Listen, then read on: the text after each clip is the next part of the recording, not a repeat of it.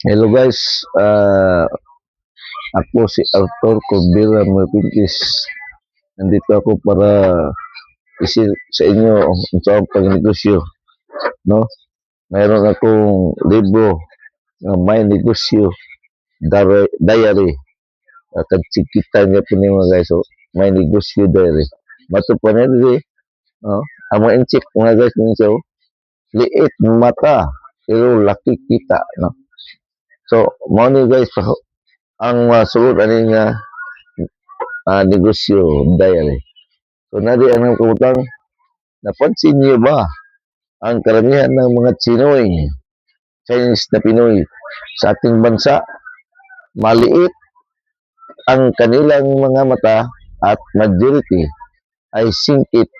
Natural lang ang katangian nito dahil nasa lahi kasi nila iyon. Pero hindi ang kanilang physical na kaanyuhan.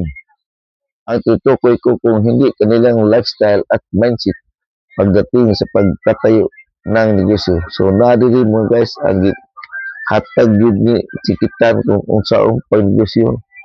Kung mupay ka ni guys, so ano makakita ika kung naani ang pagnegosyo dahil.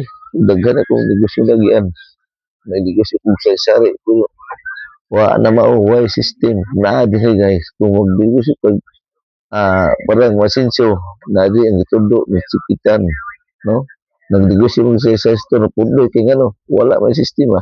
Kung na diri sa negosyo ni kita niyang gihatag diri kung pahit ka ni guys to mausab gyud mo huna ani nga libro, so palit na ni guys kani nga libro, no?